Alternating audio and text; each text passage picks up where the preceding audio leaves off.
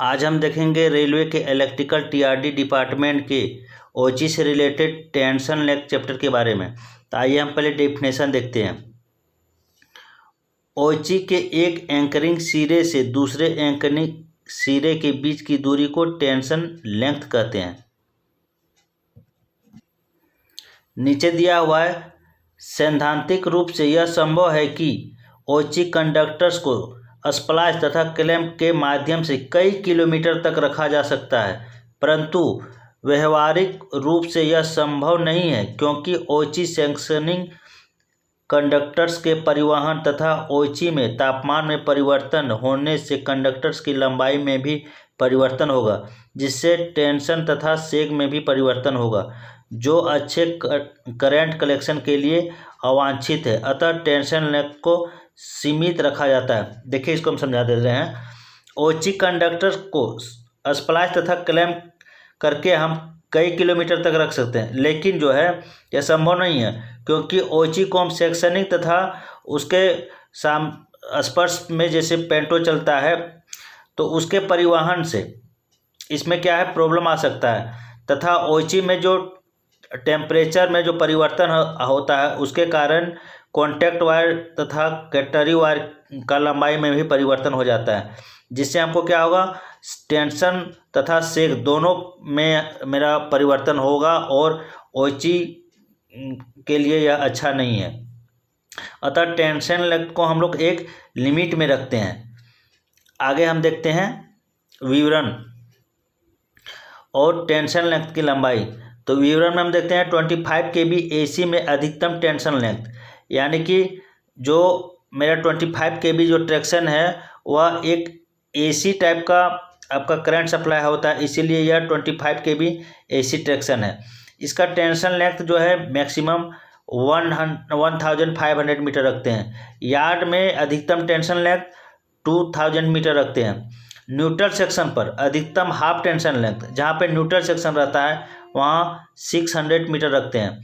और 4 span insulated ओवरलेग के centre, यहाँ देखिए एक्सिस दिया है, में अधिकतम हाफ टेंशन लेंथ दोनों तरफ एंटी क्रिप तथा फिक्स्ड टर्मिनेशन के साथ 600 मीटर रखते हैं। यहाँ पे ध्यान देना, 4 स्पैन इंसुलेटेड ओवरलैप, जहाँ पे हमको 4 स्पैन का इंसुलेटेड ओवरलैप रहेगा वहाँ पे हम एंटी क्रिप लगाएंगे तथा मैक्सिमम हाफ टेंशन लेंथ जो है वहाँ पे 600 मीटर रहेगा।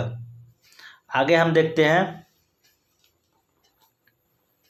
एक समूची टेंशन लेंथ में कंडक्टर्स में हर स्थान पर एक समान टेंशन होना चाहिए। इसके लिए टेंशन लेंथ का एक छोटा होना या निर्धारित मानकों के रूप में सीमित होना आवश्यक है। सीमित टेंशन लेंथ में ओची का ब्रेकडाउन होने पर दूसरी निकटतम टेंशन लेंथ यांत्रिक रूप से अप्रभावित रहेगा। एक टेंशन लेंथ खत्म होने पर तथा दूसरी टेंशन लेंथ के बीच ओवरलैप बनते हैं, जिससे पेंटो एक टेंशन लेंथ से दूसरे टेंशन लेंथ पर सरल रूप से जा सके। टेंशन तथा तापमान के आधार पर ओची टेंशन लेंथ को 3 भागों में बांटा जाता है। इसको हम समझा दे रहे हैं। एक पूरे टेंशन लेंथ में हर स्थान, यानी कि प्रत्येक खंभा में या फिर प्रत्येक स्ट्रक्चर में उसका टेंशन बराबर होना चाहिए। इसके लिए टेंशन लेंथ को हम एक छोटा, यानी कि लिमिट हम उसका लेंथ रखते हैं। टेंशन लेंथ में जब कोई ब्रेकडाउन होता है तो उसका जो लंबाई छोटा रखते हैं, जिसके कारण जो है हमको इफेक्टेड कम होता है वहाँ का ओची में। और एक टेंशन लेंथ खत्म होने पर तथा दूसरे टेंशन जहाँ पे बनता है उसमें एक ओवरलैप बनता है, जिससे क्या होता है, पेंटो में टेंशन लेंथ तथा दूसरे टेंशन लेंथ में पेंटो जो है आराम से पासिंग हो जाता है। टेंशन लेंथ तथा तापमान के आधार पर ओची टेंशन को 3 भागों में बांटते हैं। पहला है रेगुलेटेड टेंशन लेंथ, बी में सेमी रेगुलेटेड टेंशन लेंथ और तीसरा है अनरेगुलेटेड टेंशन लेंथ। तो आइए हम देखते हैं रेगुलेटेड टेंशन लेंथ।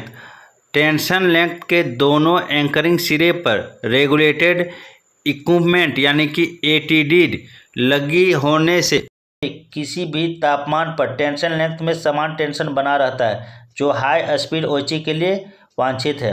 देखिए, जिस टेंशन लेंथ में दोनों साइड में एटीडी लगा रहेगा तो वह क्या होगा, वहाँ पे दोनों साइड क्या होगा, मेरा टेंशन लेंथ समान रहेगा और यह हाई स्पीड के लिए ओची जो है सुटेबल है। नेक्स्ट है 2 number, semi regulated tension length. Tension length के एक एंकरिंग सिरे पर रेगुलेटेड इक्विपमेंट यानी कि एटीडी तथा दूसरे सिरे पर फिक्स्ड एंकर होती हैं। जब टेंशन लेंथ 750 मीटर या उससे कम होती है तो एक ही एटीडी किसी भी तापमान पर समान टेंशन बनाए रखने के लिए पर्याप्त होते हैं।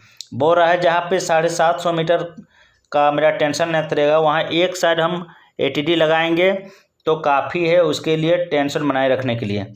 नेक्स्ट है 3 number, unregulated tension length. Tension length के दोनों एंकरिंग सिरे पर फिक्स्ड एंकर यानी कि एफटीए होती है।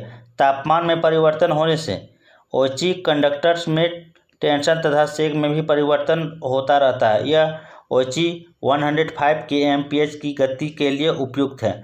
यहाँ पे देखिए, इस टेंशन लेंथ में दोनों साइड एफटीए होगा और यदि टेम्परेचर जो है घटता या बढ़ता है तो उसके लिए टेंशन तथा सेग में परिवर्तन आता है।